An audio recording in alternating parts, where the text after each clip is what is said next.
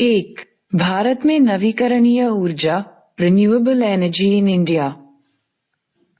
भारत नवीकरणीय ऊर्जा स्थापित क्षमता, बड़े हाइड्रो सहित में विश्व स्तर पर चौथे स्थान पर, पवन ऊर्जा क्षमता में चौथे स्थान पर और सौर ऊर्जा क्षमता में चौथे स्थान पर है। REN21 नवीकरणीय 2022 वैश्विक स्थिति रिपोर्ट के अनुसार भारत ने COP26 में 2030 तक 500 गीगावाट गैर जीवाश्म ईंधन आधारित ऊर्जा का एक बढ़ा हुआ लक्ष्य रखा है। ये पंचामृत भारत द्वारा जलवायु प्रतिबद्धताओं के तहत एक महत्वपूर्ण प्रतिज्ञा रही है। यह नवीकरणीय ऊर्जा के क्षेत्र में दुनिया की सबसे बड़ी विस्तार योजना है।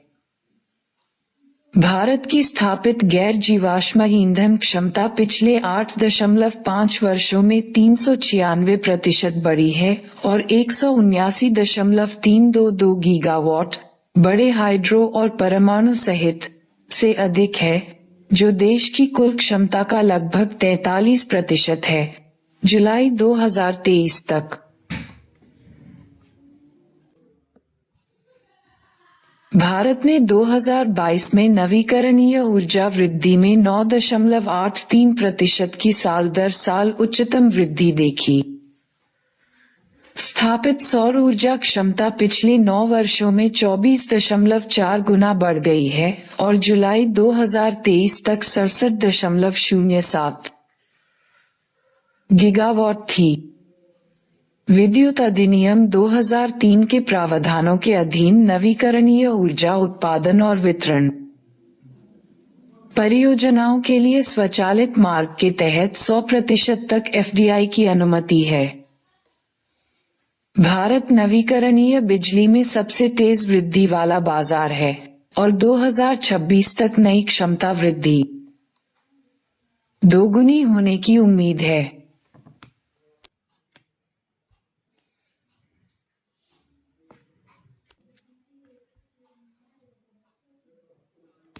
केंद्रीय विद्युत प्राधिकरण सेंट्रल इलेक्ट्रिसिटी अथॉरिटी सा के अनुमान के अनुसार 2029-30 तक नवीकरणीय ऊर्जा उत्पादन की हिस्सेदारी 18% से बढ़कर 44% हो जाएगी, जबकि थर्मल पावर की हिस्सेदारी 78% से घटकर 52% होने की उम्मीद है। 1.1 ऊर्जा क्षमता एनर्जी कैपेसिटी। भारत की कुल नवीकरणीय ऊर्जा क्षमता 168.96 गीगावाट 28 फरवरी 2023 तक है, जिसमें लगभग 82 गीगावाट कार्यान्वयन के विभिन्न चरणों में और लगभग 41 गीगावाट निविदा चरण के तहत है। इसमें 64.38 गीगावाट सौर ऊर्जा, 51.79 गीगावाट हाइड्रो ऊर्जा, 42.02 गीगावाट पवन ऊर्जा और 10.77 गीगावाट बायो ऊर्जा शामिल है। भारत ने दशक के अंत तक देश की अर्थव्यवस्था की कार्बन तीव्रता को 45% से कम करने, 2030 तक नवीकरणीय ऊर्जा से 50% संचयी विद्युत स्थापित करने और 2070 तक शुद्ध शून्य कार्बन उत्सर्जन हासिल करने का लक्ष्य रखा है। भारत में 39.28 गीगावाट की कुल क्षमता वाले 57 सौर पार्कों को मंजूरी दी गई है। पवन ऊर्जा का 2030 तक 30 गीगावाट का अपतटीय लक्ष्य है। इसके लिए संभावित स्थलों की पहचान की गई है। 2. परमाणु ऊर्जा न्यूक्लियर एनर्जी। परमाणु ऊर्जा परमाणुओं के मूल प्रोटॉन और न्यूट्रॉन से बनी ऊर्जा का एक रूप है। ऊर्जा का ये स्रोत 2 तरीकों से उत्पन्न किया जा सकता है। विखंडन, जब परमाणुओं के नाभिक कई भागों में विभाजित हो जाते हैं, या समलन, जब नाभिक एक साथ जुड़ जाते हैं। 2.1 परमाणु प्रतिक्रियाओं के प्रकार, विखंडन और समलन, types of nuclear reactions, fission and fusion. 2.1 परमाणु विखंडन न्यूक्लियर फिजन। 1938 में जर्मन वैज्ञानिकों ओटो हेन और फ्रिट्ज स्ट्रेसमैन ने पाया कि जब यूरेनियम नाभिक पर न्यूट्रॉन की बमबारी की जाती है तो यह ऊर्जा के विमोचन के साथ तुलनीय द्रव्यमान के दो टुकड़ों में टूट जाता है। किसी भारी परमाणु के नाभिक को बड़ी मात्रा में ऊर्जा मुक्त करके दो टुकड़ों में तोड़ने की प्रक्रिया को परमाणु विखंडन कहा जाता है। विखंडन न्यूट्रॉन के विमोचन के साथ होता है। 92U235 के साथ विखंडन प्रतिक्रियाओं को इस प्रकार दर्शाया गया है। श्रृंखला अभिक्रिया, चेन रिएक्शन। एक न्यूट्रॉन यूरेनियम नाभिक में विखंडन उत्पन्न कर 3 न्यूट्रॉन उत्पन्न करता है। बदले में 3 न्यूट्रॉन 3 यूरेनियम नाभिकों में विखंडन का कारण बन सकते हैं, जिससे 9 न्यूट्रॉन उत्पन्न होते हैं। बदले में ये 9 न्यूट्रॉन 27 न्यूट्रॉन इत्यादि उत्पन्न कर सकते हैं। श्रृंखला अभिक्रिया एक स्वप्रसार प्रक्रिया है जिसमें न्यूट्रॉन की संख्या लगभग ज्यामितीय क्रम में तेजी से बढ़ती रहती है। 2 प्रकार की श्रृंखला प्रतिक्रियाएं संभव हैं। अनियंत्रित श्रृंखला प्रतिक्रिया में न्यूट्रॉन की संख्या अनिश्चित काल तक बढ़ जाती है और ऊर्जा की पूरी मात्रा 1 सेकंड के एक अंश के भीतर जारी हो जाती है। इस प्रकार की श्रृंखला प्रतिक्रिया परमाणु बमों में होती है। नियंत्रित श्रृंखला प्रतिक्रिया में विखंडन पैदा करने वाले न्यूट्रॉन की संख्या स्थिर रखी जाती है और हमेशा 1 के बराबर होती है। प्रतिक्रिया नियंत्रित तरीके से बनी रहती है। परमाणु रिएक्टर में नियंत्रित श्रृंखला प्रतिक्रिया होती है। जब एक थर्मल न्यूट्रॉन U-235 नाभिक पर बमबारी करता है तो ये 2 विखंडन टुकड़ों और 3 तेज न्यूट्रॉन में टूट जाता है। उनमें से एक न्यूट्रॉन मुक्त हो जाता है और दूसरा न्यूट्रॉन U-238 में कैद होकर Np-239, नेपच्यूनियम 239 और फिर Pu-239, प्लूटोनियम 239 में क्षीण हो जाता है। अंततः श्रृंखला अभिक्रियाएं संपन्न करने के लिए एक ही न्यूट्रॉन उपलब्ध रहता है। श्रृंखला प्रतिक्रिया तभी संभव है जब न्यूट्रॉन की हानि उत्पादित न्यूट्रॉन से कम हो।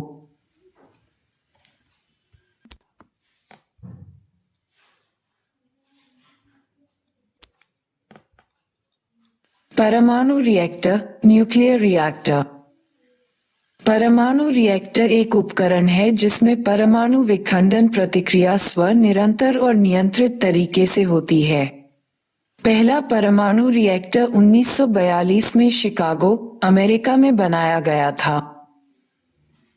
जिस उद्देश्य के लिए रिएक्टरों का उपयोग किया जाता है, उसके आधार पर उन्हें अनुसंधान रिएक्टरों, उत्पादन रिएक्टरों और पावर रिएक्टरों में वर्गीकृत किया जा सकता है। अनुसंधान रिएक्टरों का उपयोग मुख्य रूप से अनुसंधान उद्देश्यों के लिए न्यूट्रॉन की आपूर्ति और रेडियो आइसोटोप के उत्पादन के लिए किया जाता है। उत्पादन रिएक्टरों का उद्देश्य उपजाऊ, गैर विखंडनीय लेकिन प्रचुर मात्रा में सामग्री को विखंडनीय सामग्री में परिवर्तित करना है। पावर रिएक्टर परमाणु विखंडन ऊर्जा को विद्युत ऊर्जा में परिवर्तित करते हैं। पावर रिएक्टरों को मॉडरेटर की पसंद और उपयोग किए गए शीतलक, कूलेंट के आधार पर उबलते पानी रिएक्टर, दबावयुक्त पानी रिएक्टर, दबावयुक्त भारी पानी रिएक्टर और फास्ट ब्रीडर रिएक्टर में वर्गीकृत किया जा सकता है। दुनिया भर में विभिन्न प्रयोजनों के लिए अलग अलग डिजाइन के कई रिएक्टरों का निर्माण किया गया है, लेकिन सभी रिएक्टरों में कई सामान्य विशेषताएं मौजूद हैं।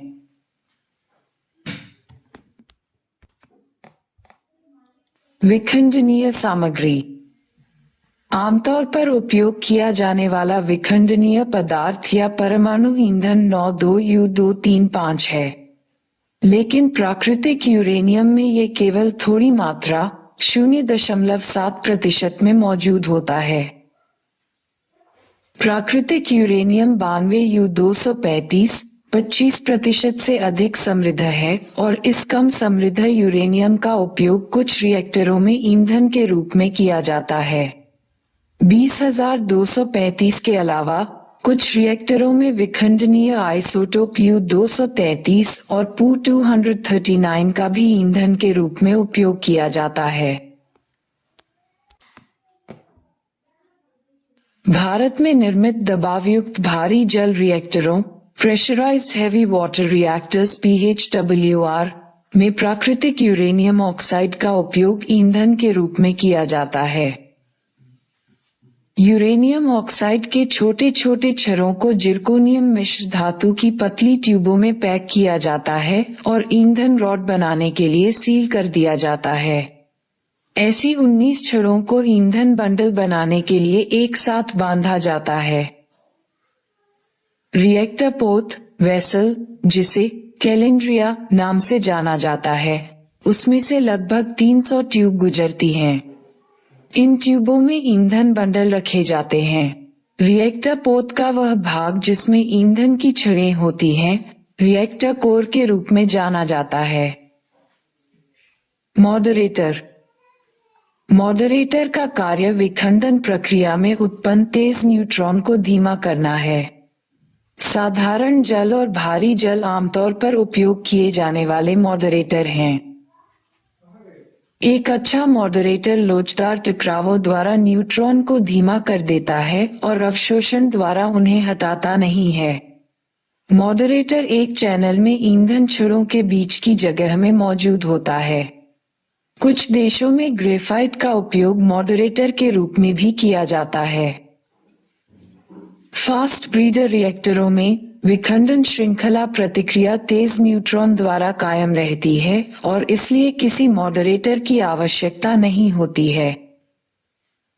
न्यूट्रॉन स्रोत पहली बार विखंडन श्रृंखला प्रतिक्रिया शुरू करने के लिए न्यूट्रॉन के स्रोत की आवश्यकता होती है। प्लूटोनियम या रेडियम या पोलोनियम के साथ बेरिलियम का मिश्रण आमतौर पर न्यूट्रॉन के स्रोत के रूप में उपयोग किया जाता है।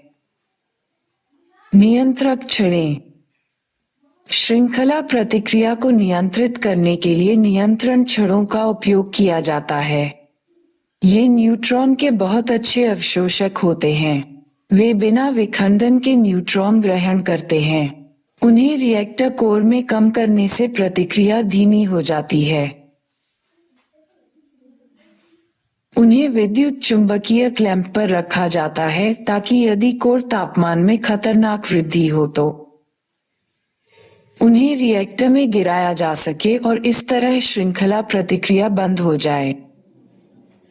आमतौर पर उपयोग की जाने वाली नियंत्रण छड़ें बोरान या कैडमियम जैसे तत्वों से बनी होती हैं। उन्हें अंदर धकेलकर या बाहर खींचकर प्रतिक्रिया दर को नियंत्रित किया जा सकता है। शीतलन प्रणाली शीतलन प्रणाली रिएक्टर कोर में उत्पन्न गर्मी को हटा देती है। साधारण पानी, भाटी पानी और तरल सोडियम आमतौर पर उपयोग किए जाने वाले शीतलक हैं। एक अच्छे शीतलक में बड़ी विशिष्ट ताप क्षमता और उच्च क्वथनांक होना चाहिए। शीतलक ईंधन बंडल वाली ट्यूबों से होकर गुजरता है और हीट एक्सचेंजर के माध्यम से गर्मी को ईंधन छड़ों से भाप जनरेटर तक ले जाता है। बिजली रिएक्टरों में बिजली पैदा करने के लिए भाप टरबाइन चलाती है। PHWR और PWR में शीतलक और मॉडरेटर समान हैं। फास्ट ब्रीडर रिएक्टरों में तरल सोडियम का उपयोग शीतलक के रूप में किया जाता है। फास्ट ब्रीडर रिएक्टरों के रिएक्टर कोर में उच्च तापमान उत्पन्न होता है। सोडियम कमरे के तापमान पर ठोस होता है लेकिन 98 डिग्री सेल्सियस पर द्रवीकृत हो जाता है। इसका कार्य तापमान व्यापक है क्योंकि यह 892 डिग्री सेल्सियस तक उबलता नहीं है। ये रिएक्टर के लिए ऑपरेटिंग तापमान की सीमा को ब्रैकेट करता है ताकि इसे पानी भाप शीतलक प्रणाली की तरह दबाव डालने की आवश्यकता न हो। इसमें बड़ी विशिष्ट ऊष्मा होती है, इसलिए यह एक कुशल ऊष्मा स्थानांतरण द्रव है। Neutron reflector. Neutron reflector neutron को वापस परावर्तित करके उनके रिसाव को काफी हद तक रोकते हैं। दबावयुक्त भारी जल रिएक्टरों में मॉडरेटर ही परावर्तक के रूप में कार्य करता है।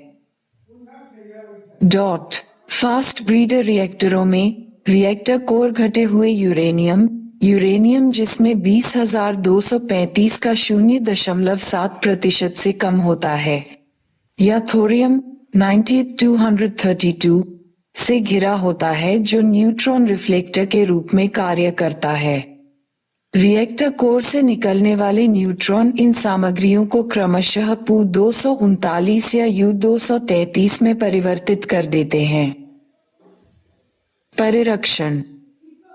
हानिकारक विकिरणों से सुरक्षा के लिए रिएक्टर लगभग 2 से 2.5 मीटर मोटी कंक्रीट की दीवार से घिरा होता है। 2.1.1.3 विभिन्न प्रकार के परमाणु reactor, different types of nuclear reactors. दबावयुक्त जल reactor, pressurised water reactors PWRs। सबसे सामान्य प्रकार का परमाणु रिएक्टर। PWR प्राकृतिक यूरेनियम का उपयोग ईंधन के रूप में करते हैं। साधारण पानी का उपयोग न्यूट्रॉन मॉडरेटर और शीतलक दोनों के रूप में किया जाता है। PWR में मॉडरेटर और प्राथमिक शीतलक के रूप में उपयोग किया जाने वाला पानी भाप उत्पन्न करने और टरबाइन चलाने के लिए उपयोग किए जाने वाले पानी से अलग होता है।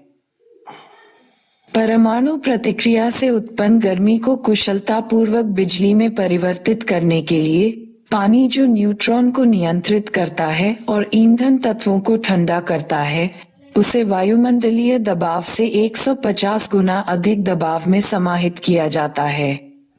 उबलता पानी रिएक्टर, बॉइलिंग वाटर रिएक्टर्स। ये रिएक्टरों के दूसरे सबसे अधिक उपयोग किए जाने वाले प्रकार हैं।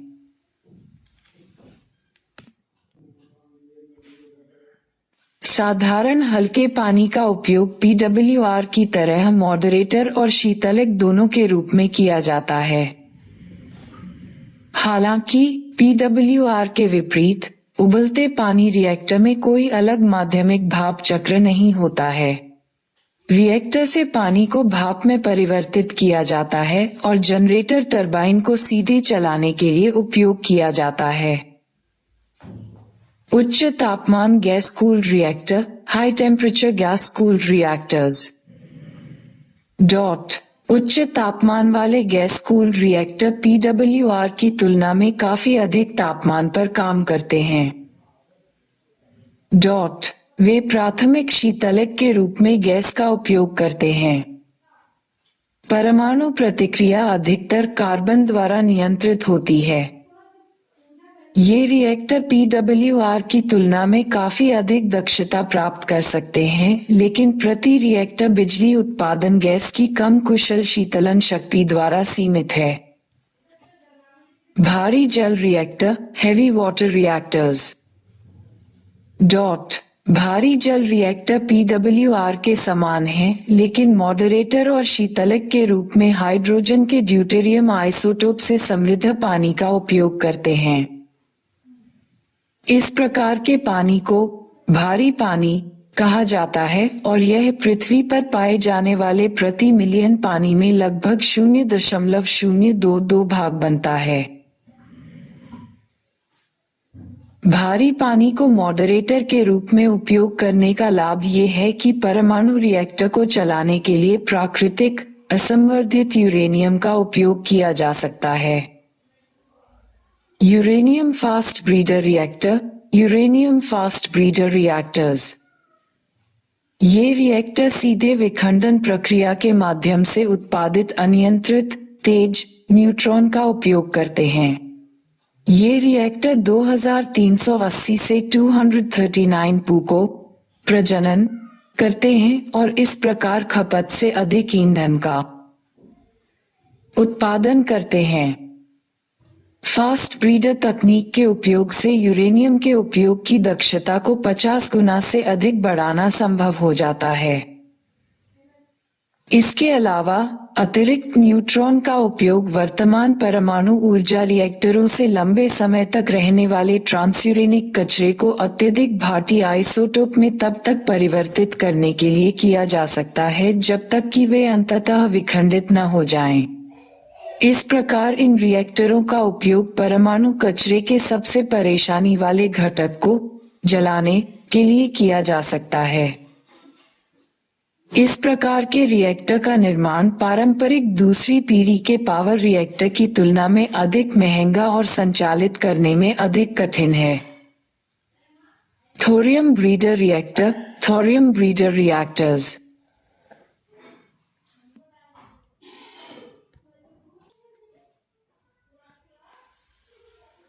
थोरियम एक ऐसा तत्व है जो पृथ्वी पर यूरेनियम से 3 गुना अधिक प्रचुर मात्रा में पाया जाता है। इसमें एक स्थिर आइसोटोप 232 है। एक परमाणु रिएक्टर में यह आइसोटोप न्यूट्रॉन को कैद कर सकता है और 2330 में परिवर्तित कर सकता है। 233U, 235U और 239Pu की तरह विखंडन से गुजरता है। हालांकि जब 233U विखंडन होता है तो ये 235U या 239Pu की तुलना में अधिक न्यूट्रॉन छोड़ता है। नतीजतन एक ब्रीडर रिएक्टर का निर्माण संभव है जो ऊर्जा उत्पन्न करने के लिए थर्मल न्यूट्रॉन का उपयोग करता है और 232 के साथ मिश्रित 2330 की पर्याप्त प्रारंभिक मात्रा को देखते हुए थोरियम से 233U उत्पन्न करता है। थोरियम प्रजनकों का एक और फायदा यह है कि यूरेनियम या प्लूटोनियम आधारित रिएक्टरों की तुलना में ट्रांसयूरेनिक कचरे, ट्रांसुरानिक वेस्ट की मात्रा काफी कम हो जाती है। 2.2.2 परमाणु सम्मिलन, न्यूक्लियर फ्यूजन। परमाणु सम्मिलन एक ऐसी प्रक्रिया है जिसके द्वारा हल्के तत्वों के बीच परमाणु प्रतिक्रिया से भारी तत्व बनते हैं। ऐसे मामलों में जहां परस्पर क्रिया करने वाले नाभिक कम परमाणु संख्या वाले तत्वों से संबंधित होते हैं, उदाहरण के लिए हाइड्रोजन परमाणु संख्या 1 या इसके समस्थानिक ड्यूटेरियम और ट्रिटियम, वहां पर्याप्त मात्रा में ऊर्जा जारी होती है। सम्मिलन वह प्रक्रिया है जो सक्रिय तारों को ऊर्जा प्रदान करती है।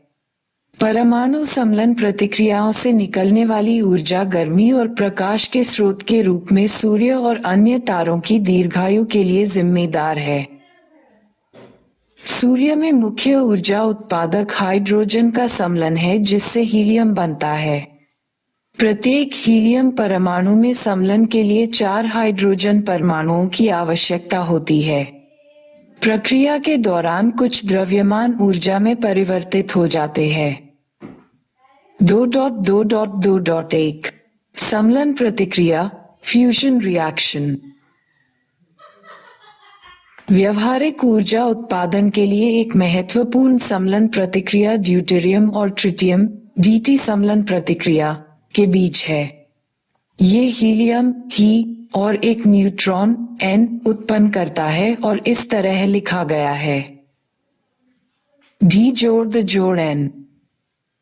हल्के तत्वों के बीच सम्मिलन प्रक्रियाओं से ऊर्जा निकलती है क्योंकि अलग अलग माने जाने वाले जब प्रोटॉन और N न्यूट्रॉन और द्रव्यमान M के नाभिक में एक साथ बंधे न्यूक्लियॉन Z_N के बीच द्रव्यमान अंतर होता है।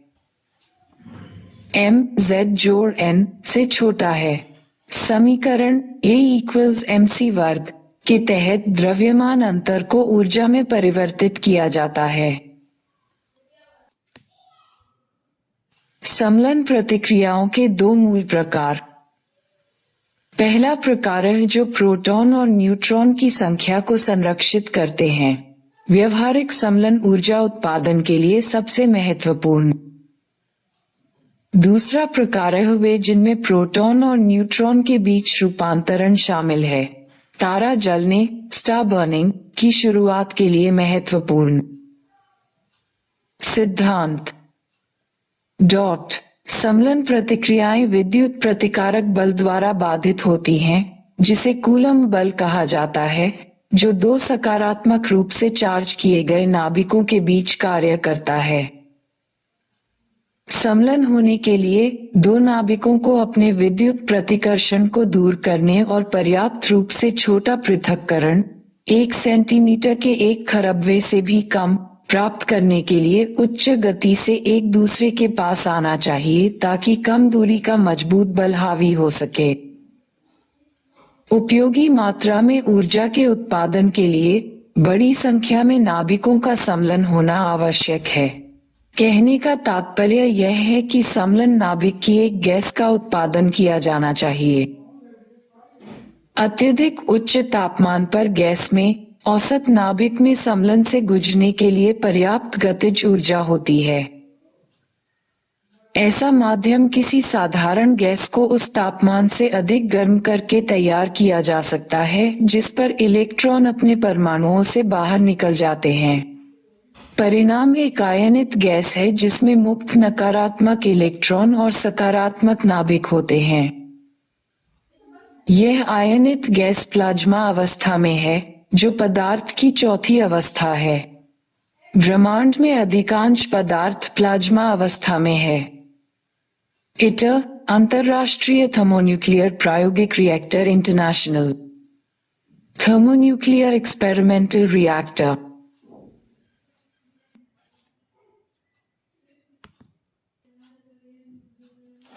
इटर लैटिन में जिसका अर्थ है रास्ता, एक अंतर्राष्ट्रीय परमाणु समलन अनुसंधान और इंजीनियरिंग मेगा प्रोजेक्ट है जिसका उद्देश्य सूर्य के समान समलन प्रक्रिया के माध्यम से ऊर्जा बनाना है। इसे दक्षिणी फ्रांस में कैड्राचे सुविधा के बगल में बनाया जा रहा है। यह विश्व का सबसे बड़ा टोकामक है, एक चुंबकीय समलन उपकरण जिसे बड़े पैमाने पर और कार्बन मुक्त ऊर्जा स्रोत के रूप में समलन की व्यवहार्यता साबित करने के लिए डिजाइन किया गया है। इटर का प्राथमिक उद्देश्य जलते प्लाज्मा की जांच और प्रदर्शन है। यह वह प्लाज्मा है जिसमें समलन प्रतिक्रियाओं द्वारा उत्पादित हीलियम नाभिक की ऊर्जा प्लाज्मा के तापमान को बनाए रखने के लिए पर्याप्त है, जिससे बाहरी हीटिंग की आवश्यकता कम हो जाती है या समाप्त हो जाती है। इटर एक समलन रिएक्टर जैसे सुपरकंडक्टिंग मैग्नेट, रिमोट रखरखाव और प्लाज्मा से बिजली निकालने के लिए सिस्टम के लिए आवश्यक प्रौद्योगिकियों की उपलब्धता और एकीकरण और ट्रिटियम प्रजनन मॉड्यूल अवधारणाओं की वैधता का भी परीक्षण करेगा, जो भविष्य के रिएक्टर को ट्रिटियम आत्मनिर्भरता की तरफ ले जाएगा। समलन में एक अंतर्राष्ट्रीय संयुक्त प्रयोग का विचार पहली बार 1985 में लॉन्च होने के बाद से हजारों इंजीनियरों और वैज्ञानिकों ने इटर के डिजाइन में योगदान दिया है। इटर संगठन एक अंतरसरकारी संगठन है जिसे 2006 में हस्ताक्षरित एक अंतर्राष्ट्रीय समझौते द्वारा बनाया गया था और सभी पक्षों द्वारा इसके अनुसमर्थन के बाद 24 अक्टूबर 2007 को औपचारिक रूप से स्थापित किया गया था। इटर समझौते की पार्टियां, इटर सदस्य चीन, यूरोपीय संघ, यूरेटोम के माध्यम से भारत, जापान, कोरिया, रूस और संयुक्त राज्य अमेरिका, कुल 35 देश हैं। इटर संगठन का उद्देश्य इटर परियोजना के लाभ के लिए अपने सदस्यों के बीच सहयोग प्रदान करना और बढ़ावा देना है, जो शांतिपूर्ण उद्देश्यों के लिए समलन ऊर्जा की वैज्ञानिक और तकनीकी व्यवहार्यता को प्रदर्शित करने के लिए एक अंतर्राष्ट्रीय सहयोग है। ये परियोजना के समग्र एकीकरणकर्ता और इटर सुविधा के परमाणु ऑपरेटर के रूप में कार्य करता है। टोकामक क्या है? फ्रांस में इटर कॉम्प्लेक्स का निर्माण 2013 में शुरू हुआ और टोकामक की असेंबली 2020 में शुरू हुई। टोकामेक एक प्रायोगिक मशीन है जिसे समलन की ऊर्जा का उपयोग करने के लिए डिजाइन किया गया है।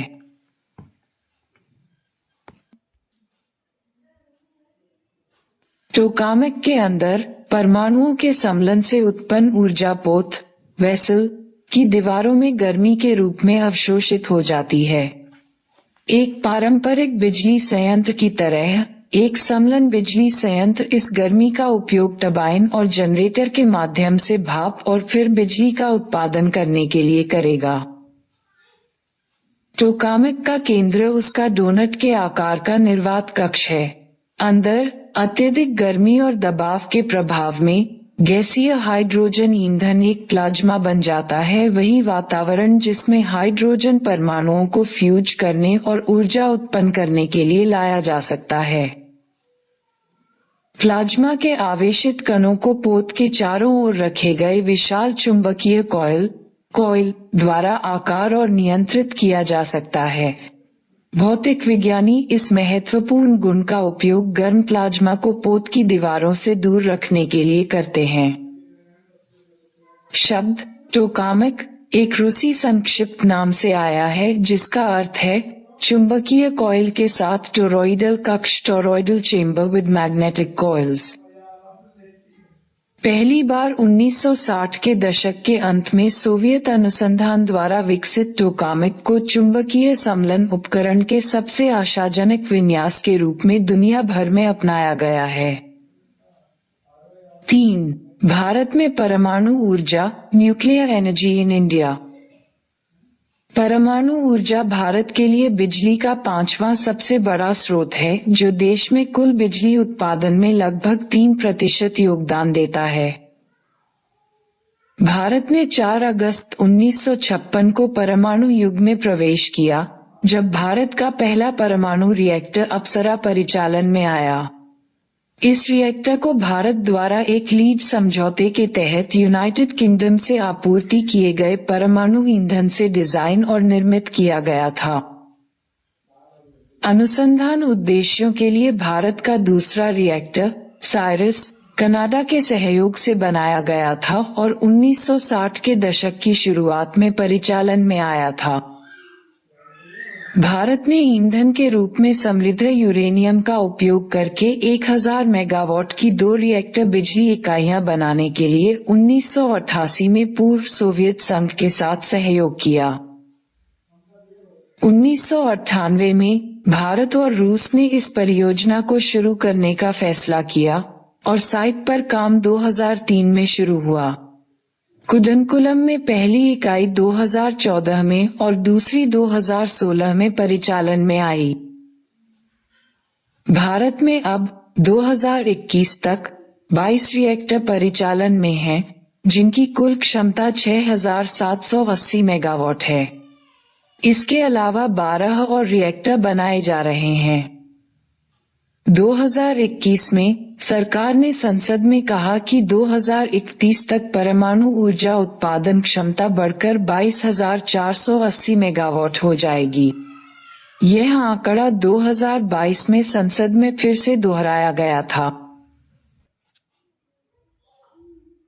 Nuclear power corporation of India limited या NPCIL एक भारत सरकार के स्वामित्व वाला निगम है जिसका मुख्यालय मुंबई में है, जो परमाणु ऊर्जा का उपयोग करके बिजली उत्पादन का प्रभारी है।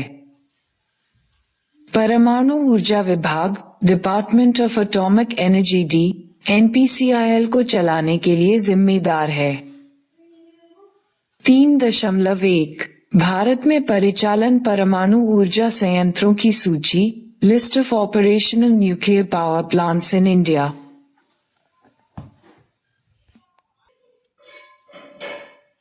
भारत का परमाणु ऊर्जा कार्यक्रम India's nuclear energy programme. Bharat का 3 चरण का परमाणु ऊर्जा कार्यक्रम 1954 में भारत के परमाणु कार्यक्रम के जनक डॉक्टर होमी जे भाभा द्वारा तैयार किया गया था।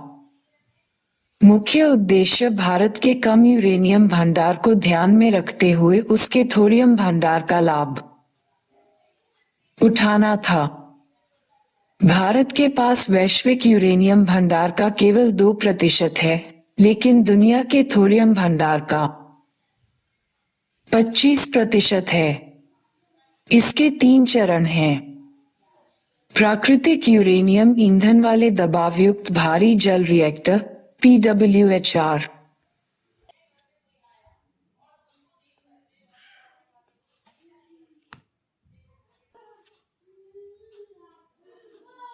प्लूटोनियम आधारित ईंधन के उपयोग के लिए fast breeder reactors FBRS, thorium के उपयोग के लिए उन्नत परमाणु ऊर्जा प्रणालियां। प्रथम चरण। पहले चरण में बिजली उत्पादन के लिए दबावयुक्त भारी पानी रिएक्टरों को ईंधन देने के लिए प्राकृतिक यूरेनियम का उपयोग करना और उपोत्पाद के रूप में प्लूटोनियम-239 का उत्पादन करना शामिल है। U-238 प्लूटोनियम 239 जोड़ हीट। भारत के बुनियादी ढांचे को देखते हुए हल्के पानी रिएक्टरों लाइट वाटर रिएक्टर्स LWRS के बजाय दबावयुक्त भारी पानी रिएक्टरों का उपयोग करना सबसे अच्छा विकल्प था। जबकि दबावयुक्त भारी जल रिएक्टरों में असंवर्धित यूरेनियम का उपयोग किया जाता है, हल्के जल रिएक्टरों के लिए संवर्धित यूरेनियम की आवश्यकता होती है। इसके अलावा LWRS के विपरीत PWHR के घटकों को भारत में घरेलू स्तर पर निर्मित किया जा सकता है, जिसके लिए कुछ घटकों को आयात करने की आवश्यकता होती है। इसके अलावा दूसरे चरण में उपोत्पाद प्लूटोनियम-293 का उपयोग किया जा सकता है। चरण 2। दूसरे चरण में मिश्रित ऑक्साइड ईंधन का उत्पादन करने के लिए प्लूटोनियम-239 का उपयोग करना शामिल है, जिसका उपयोग फास्ट ब्रीडर रिएक्टरों में किया जाएगा। इन रिएक्टरों में 2 प्रक्रियाएं होती हैं। सबसे पहले प्लूटोनियम-293 ऊर्जा उत्पन्न करने के लिए विखंडन से गुजरता है और धातु ऑक्साइड को समृद्ध यूरेनियम के साथ प्रतिक्रिया करके मिश्रित ऑक्साइड ईंधन के साथ प्रतिक्रिया करके अधिक प्लूटोनियम-239 का उत्पादन किया जाता है। इसके अलावा एक बार पर्याप्त मात्रा में प्लूटोनियम-239 तैयार हो जाने पर यूरेनियम-233 का उत्पादन करने के लिए रिएक्टर में थोरियम का उपयोग किया जाता है। ये यूरेनियम तीसरे चरण के लिए महत्वपूर्ण है। चरण 3। चरण 3 का मुख्य उद्देश्य एक स्थायी परमाणु ईंधन चक्र प्राप्त करना है। उन्नत परमाणु प्रणाली यूरेनियम-233 और थोरियम के संयोजन का उपयोग करेगी। इस प्रकार थर्मल ब्रीडर रिएक्टर का उपयोग करके भारत के विशाल थोरियम का दोहन किया जाएगा। फिलहाल ये चरण अभी शोध चरण में है। इस प्रकार भारत अपने थोरियम का उपयोग अन्य प्रौद्योगिकियों में भी करना चाहता है। विकल्पों में एक्सेलरेटर संचालित system, accelerator driven systems ADS, उन्नत भारी पानी रिएक्टर, advance heavy water reactor AHWR और कॉम्पैक्ट उच्च तापमान रिएक्टर, compact high temperature reactor CHTR शामिल हैं। सौर ऊर्जा, सोलर एनर्जी। सौर ऊर्जा पृथ्वी पर सबसे प्रचुर और स्वच्छ ऊर्जा संसाधन है। 1 घंटे में पृथ्वी की सतह पर आने वाली सौर ऊर्जा की मात्रा लगभग 1 वर्ष में सभी मानवीय गतिविधियों के लिए आवश्यक मात्रा के बराबर होती है। सौर ऊर्जा का उपयोग मुख्य रूप से 3 तरीकों से किया जा सकता है। एक है फोटोवोल्टिक PV सेल के माध्यम से सूर्य के प्रकाश को सीधे बिजली में परिवर्तित करना, दूसरा है सौर ऊर्जा को केंद्रित करना और तीसरा है हीटिंग और कूलन के लिए सौर थर्मल कलेक्टरों को केंद्रित करना।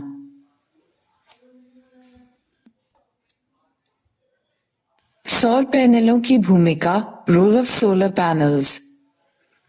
सौर पैनल बिजली पैदा करने के लिए जिम्मेदार होते हैं और ज्यादातर मामलों में वे किसी भी इमारत की छत पर स्थित होते हैं। ये सौर पैनल, जिन्हें मॉड्यूल के रूप में भी जाना जाता है, अधिकतम क्षमता और बिजली उत्पादन के लिए आमतौर पर दक्षिणी मुखी होते हैं। इनमें से प्रत्येक सौर पैनल सिलिकॉन सेल की एक विशेष परत, एक धातु फ्रेम, एक कांच के आवरण से बना है जो विशेष फिल्म और तारों वायरिंग से घिरा हुआ है। अधिकतम बिजली उत्पादन के लिए सौर पैनलों को एक साथ सरनी अरे में व्यवस्थित किया जाता है। इन सौर सेल के माध्यम से, जिन्हें फोटोवोल्टिक सेल के रूप में भी जाना जाता है, दिन के उजाले के दौरान सूर्य का प्रकाश अवशोषित होता है। 4.2 अवशोषित सौर ऊर्जा का विद्युत ऊर्जा में रूपांतरण, conversion of absorbed solar energy into electrical energy. सौर ऊर्जा को परिवर्तित करने के लिए सौर सेल या फोटोवोल्टिक सेल स्थापित करना पहला प्रारंभिक कदम है।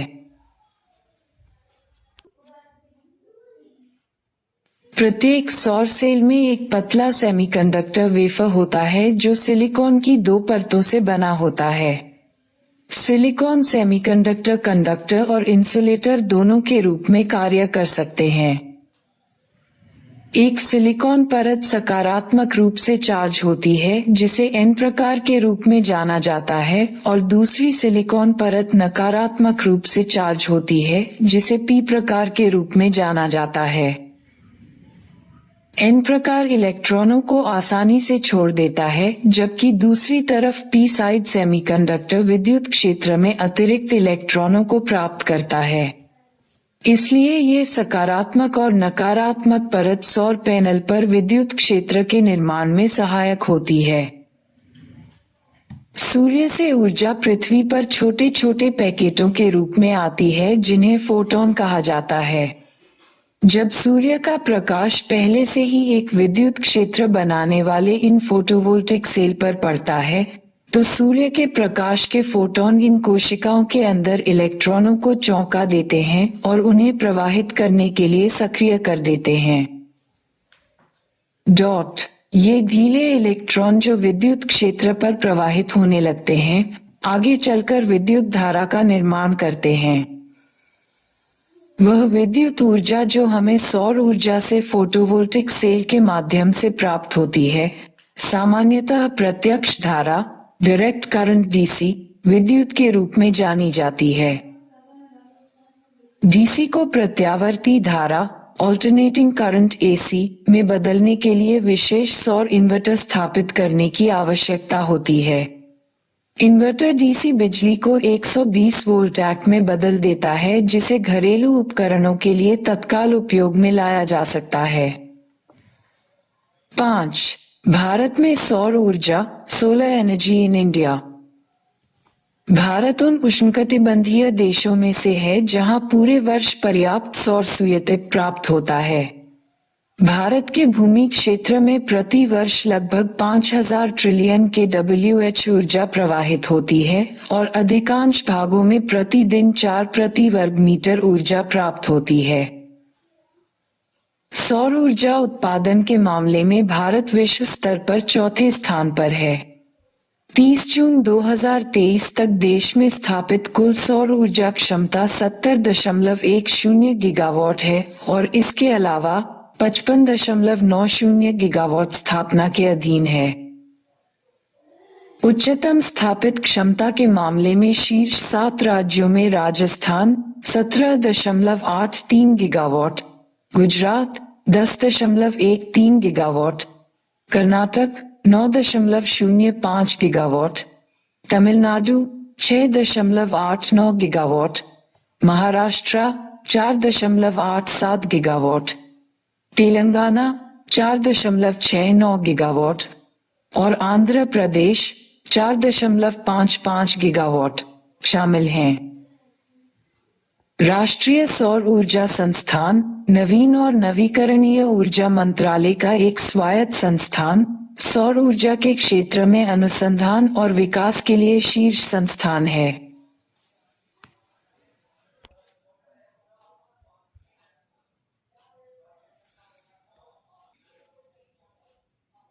भारत में परिचालन परमाणु ऊर्जा संयंत्रों की सूची, list of operational nuclear power plants in India. Kakrapar परमाणु ऊर्जा स्टेशन, गुजरात। कल्पक्कम मद्रास परमाणु ऊर्जा स्टेशन, तमिलनाडु। नरोरा परमाणु ऊर्जा स्टेशन, उत्तर प्रदेश। कैगा परमाणु ऊर्जा संयंत्र, कर्नाटक। राजस्थान परमाणु ऊर्जा स्टेशन, राजस्थान। तारापुर परमाणु ऊर्जा स्टेशन, सबसे पुरानी परमाणु सुविधा, महाराष्ट्र। कुडनकुलम परमाणु ऊर्जा संयंत्र, सबसे बड़ा, तमिलनाडु। भारत में सबसे बड़े सौर ऊर्जा संयंत्रों की सूची, list of largest solar power plants in India. Bhadla solar park, Rajasthan, विश्व का सबसे बड़ा solar park. Pavagada solar park, Karnataka.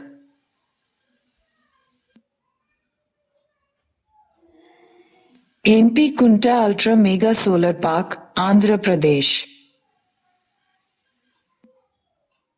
Kurnool ultra mega solar park, Andhra Pradesh. Rewa ultra mega solar, Madhya प्रदेश।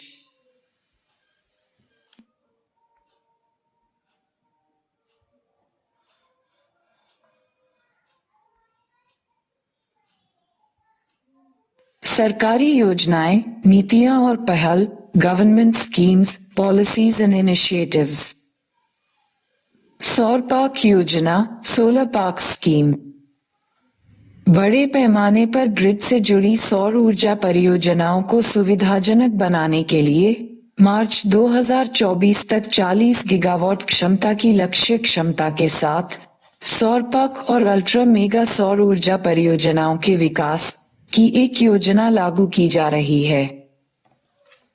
ये योजना दिसंबर 2014 में नवीन और नवीकरणीय ऊर्जा मंत्रालय, ministry of new and renewable energy MNRE द्वारा शुरू की गई थी। सोलर पार्क सौर ऊर्जा डेवलपर्स को सभी वैधानिक मंजूरी के साथ साथ भूमि, बिजली निकासी सुविधाएं, सड़क कनेक्टिविटी, पानी की सुविधा आदि जैसे आवश्यक बुनियादी ढांचे की सुविधा प्रदान करके प्लग एंड प्ले मॉडल प्रदान करते हैं।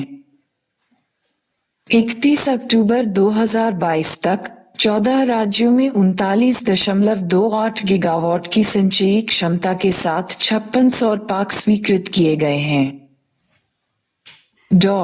17 पार्कों में 10 गीगावाट से अधिक की कुल क्षमता की सौर ऊर्जा परियोजनाएं पहले ही चालू की जा चुकी हैं और शेष पार्क कार्यान्वयन के विभिन्न चरणों में हैं। पीएम कुसुम योजना, PMKUSUM स्कीम।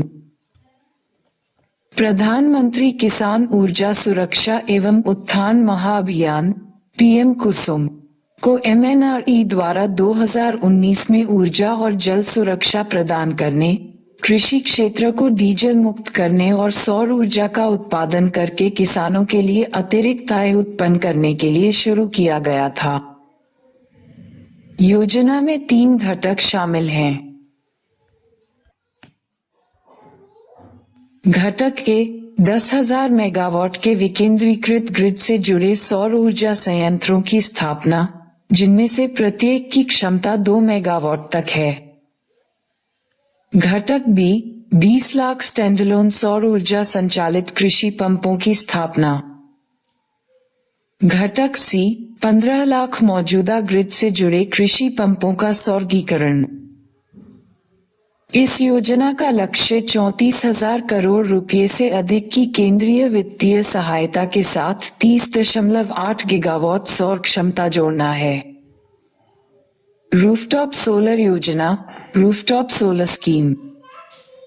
घरों की छत पर सोलर पैनल लगाकर सौर ऊर्जा पैदा करने के लिए नवीन एवं नवीकरणीय ऊर्जा मंत्रालय ने ग्रिड कनेक्टेड रूफटॉप सोलर योजना लागू कर रखा है। इसका लक्ष्य वर्ष 2022 तक रूफटॉप सौर परियोजनाओं से 40,000 मेगावाट की संचयी क्षमता हासिल करना है।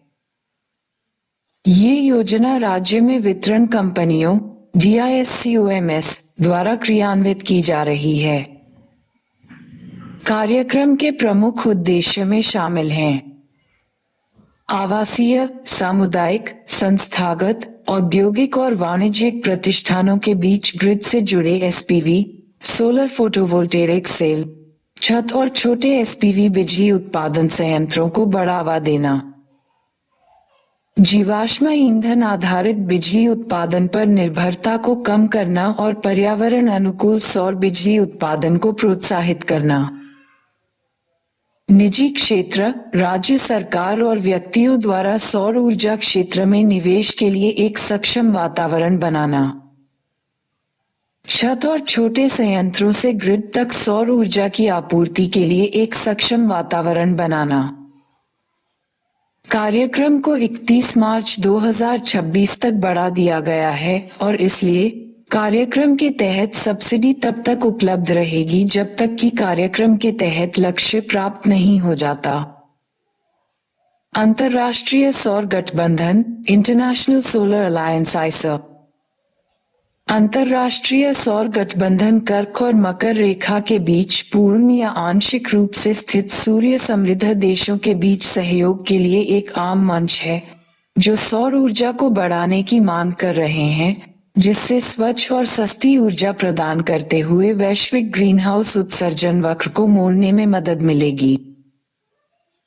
ISA की कल्पना सौर ऊर्जा समाधानों की तैनाती के माध्यम से जलवायु परिवर्तन के खिलाफ प्रयास जुटाने के लिए भारत और फ्रांस के संयुक्त प्रयास के रूप में की गई थी। इसकी संकल्पना 2015 में पेरिस में आयोजित UNFCCC के COP21 के मौके पर की गई थी। 2020 में इसके फ्रेमवर्क समझौते में संशोधन के साथ संयुक्त राष्ट्र के सभी सदस्य देश अब ISA में शामिल होने के लिए पात्र हैं। वर्तमान में सितंबर 2023 116 देश ISA फ्रेमवर्क समझौते पर हस्ताक्षर करता है, जिनमें से 92 देशों ने ISA के पूर्ण सदस्य बनने के लिए अनुसमर्थन के आवश्यक दस्तावेज जमा कर दिए हैं। ISA का मुख्यालय गुरुग्राम, हरियाणा, भारत में है। मुख्य फोकस क्षेत्रों में शामिल हैं समृद्धि बढ़ाने के लिए सौर प्रौद्योगिकियों, नए व्यापार मॉडल और सौर क्षेत्र में निवेश को बढ़ावा देना। सौर अनुप्रयोगों को बढ़ावा देने के लिए परियोजनाएं और कार्यक्रम तैयार करना। पूंजी की लागत कम करने के लिए नवीन वित्तीय तंत्र विकसित करना। एक सामान्य ज्ञान पोर्टल बनाना। सदस्य देशों के बीच सौर प्रौद्योगिकियों और अनुसंधान एवं विकास के प्रचार और अवशोषण के लिए क्षमता निर्माण की सुविधा प्रदान करना। राष्ट्रीय सौर mission, national solar mission NSM। इसे जनवरी 2010 में लॉन्च किया गया था। NSM का प्रारंभिक लक्ष्य 2022 तक 20 गीगावाट सौर ऊर्जा स्थापित करना था। 2015 की शुरुआत में इसे बढ़ाकर 100 गीगावाट कर दिया गया था। राष्ट्रीय सौर मिशन का उद्देश्य भारत को सौर ऊर्जा के क्षेत्र में वैश्विक लीडर के रूप में स्थापित करना है। मिशन 3 चरण का दृष्टिकोण अपनाता है। चरण 1 2012-13 तक, चरण 2 2013-17 और चरण 3 2017 22 मिशन का तात्कालिक उद्देश्य देश में केंद्रीकृत और विकेंद्रीकृत दोनों स्तरों पर सौर प्रौद्योगिकी के प्रवेश के लिए एक सक्षम वातावरण स्थापित करने पर ध्यान केंद्रित करना है।